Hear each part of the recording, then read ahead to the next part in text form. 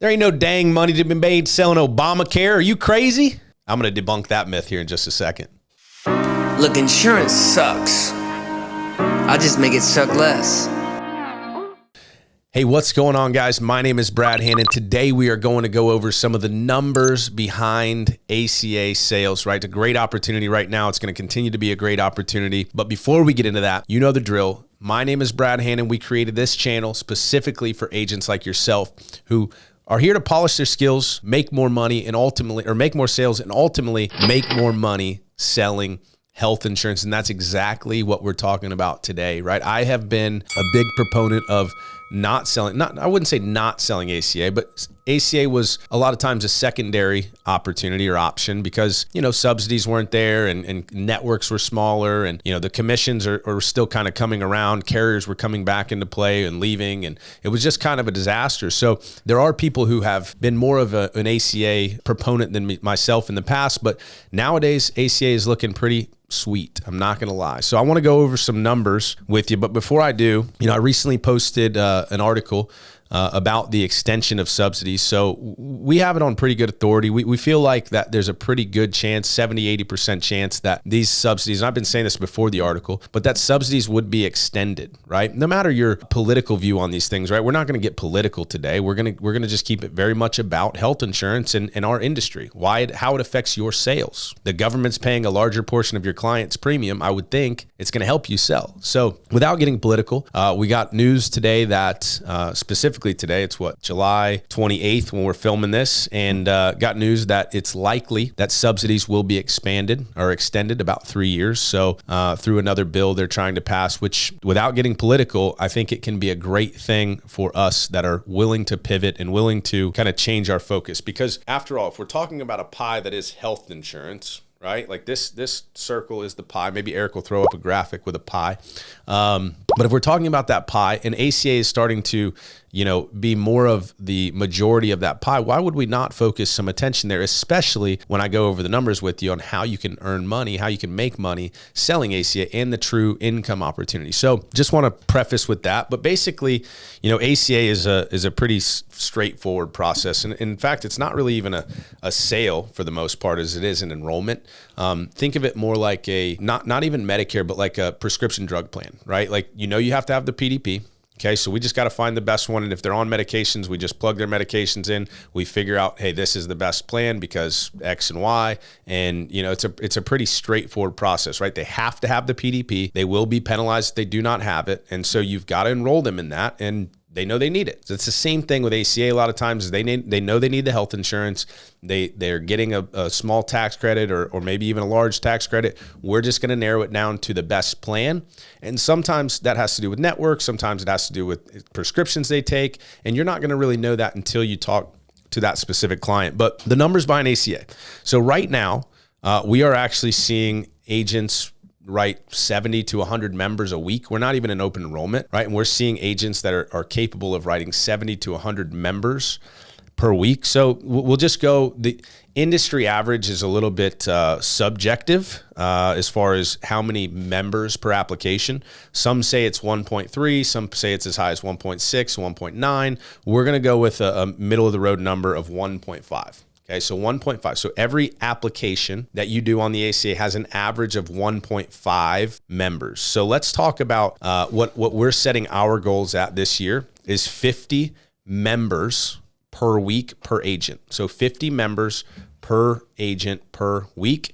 That would equal, over the course of a month, 200 members. What does 200 members pay? Well, we'll just use an average street level commission of, we'll actually go slightly below street. We'll go with $20 per member per month. So if you can hit 50 members a week, so first of all, let's do the math on what that is. That would be 33 applications per week.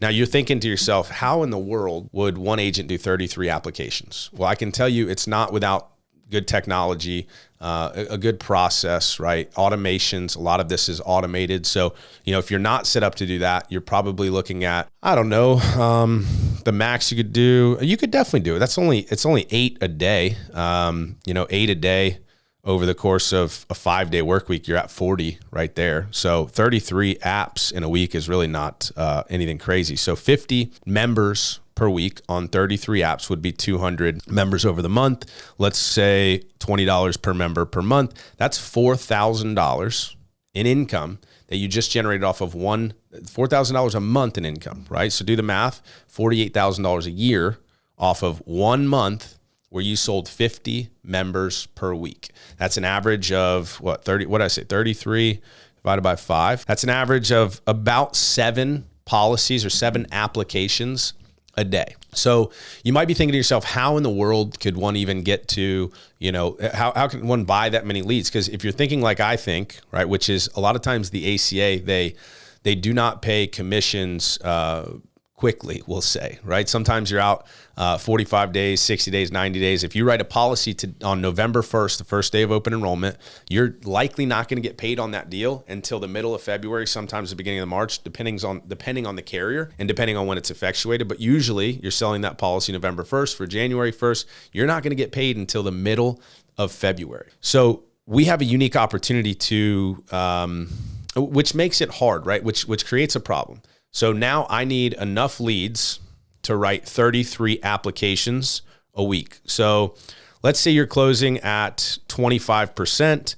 That would be, you need 132 leads. Let's say those leads are, $15 a piece. That's almost $2,000 a week in money that you're spending for leads. Let's say you're spending that money starting November 1st. You're starting a new lead campaign at $15 per lead. You want 100 and what did I say? 100 and you want 130. We'll just call it 130 leads. You want 130 leads so you can get to about 33 sales per week. Now you're going to have to shell out $2,000 on November 1st. You're not going to get that money back. Remember, you made $4,000 on your $2,000 worth of spend. However, you're not going to get that money back until February 15th, traditionally, at least. Okay, when that renewal starts to kick in. So meanwhile, let's just say you've got an 8-week open enrollment period, for sake of argument. That's times $2,000. That's $16,000 that you've shelled out in leads that you've not made a single return on. That has been the problem in ACA in being able to scale that business.